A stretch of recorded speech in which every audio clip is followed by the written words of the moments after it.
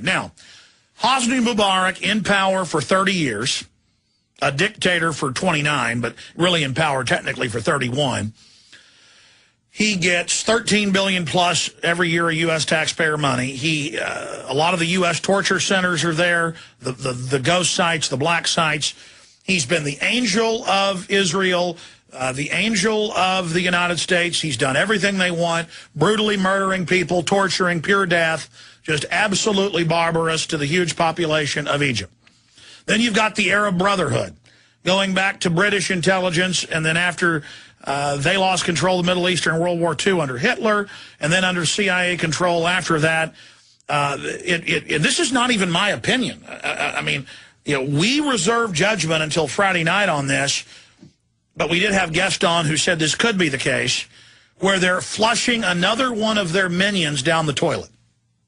Hosni Mubarak, to put out and to put into power Mohammed el-Baradei, who they admit is a United Nations George Soros minion, who's the former head of the IAEA at the UN, the Nuclear Weapons Regulatory Group.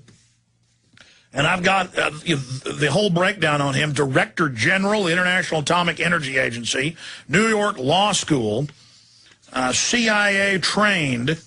I mean, his whole background is public. And he shows back up the week before all this starts in Egypt and starts going around saying, I'm ready to be your leader. And it turns out the Egyptian military is bought and paid for by the U.S. and Israel. This is on record. And is basically standing down, unless they try to burn some of the museums, are standing down while the people run around and loot. And here's the London Telegraph. Egypt protest. America's secret backing for rebel leaders behind uprising. Continues. Egyptian opposition leader calls on Mubarak to leave today.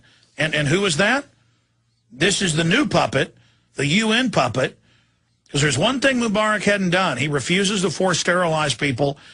And they've had UN population summits. He's been criticized. He refuses to sterilize and bring an abortion.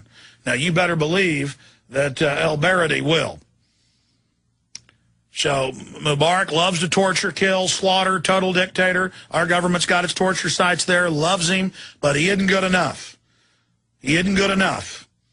He doesn't hate his people enough. And so Mohammed el-Baradei, the Pied Piper of Egyptian revolt, Paul Joseph Watson, that's from Friday, his report up there. And, of course, on Friday he also reported on the George Soros connection. But now Axelrod's bragging that el-Baradei is their man. We've got another report by the LRC blog, Egypt's Rose Revolution, similar to what happened in Georgia. There's another report here. Egypt is another Soros color revolution. Soros, of course, funded rebellions and takeovers all over Eastern Europe and into Central Asia on the belly of Russia. And it's just hard to believe until you look at the evidence and that it's just admitted that our government is so illegitimate.